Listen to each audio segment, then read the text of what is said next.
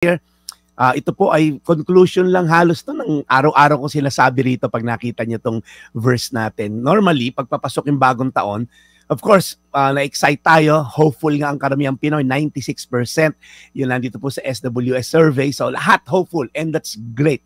Sabi nga ni Tatay Fernando kanina, harapin natin ang bagong taon na may pag-asa.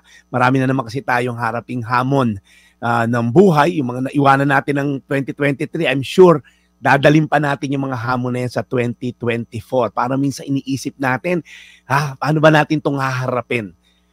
May konti lang po akong payo na mamarapatin nyo.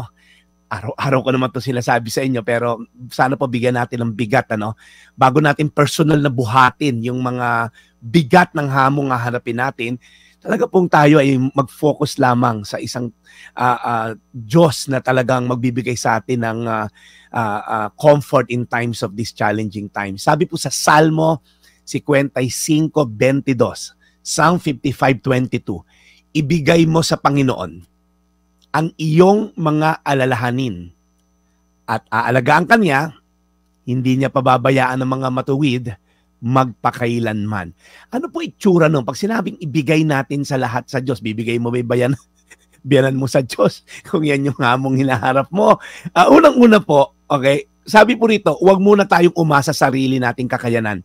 Madalas po kasi tayo, si God parang spare tire. Hanggat hindi tayo running flat, hindi mo pupuntahan. Ako nga po, hindi ko alam kung saan nakalagay spare tire sa kotse ko eh. So minsan ganun tayo, hanggat kaya natin, sige, diskarte rito, diskarte doon, mandadaya dito, mandadaya doon, illegal dito. I mean, ang dami nating gagawing diskarte, may connection sa ganito, bago tayo talaga tumakbo sa Diyos. Ang sabi po ng Diyos, do not lean on your own understanding. Sabi, in all your ways, mag-lean ka sa akin ka sumandal. Ano po ibig sabihin nun? Kumonsulta tayo sa mga katuruan niya. Ito yung mga araw-araw kong tinuturo dito. Paano ba'y pamuhay yung buhay? We're making thousands of decisions every day. Bawat desisyon natin, ang una mong tanong, matutuwa ba ang Diyos sa gagawin ko na to? Okay? Ikalulugod ba ng Diyos? Kaya ko bang sabihin to sa asawa ko, sa anak ko, itong gagawin ko na to na desisyon? So, may mga bagay po na simple lang minsan yung pang-filter. Lord, matutuwa ka ba kung gagawin ko to? So, at sinabi po rito sa mga namumuhay ng matuwid.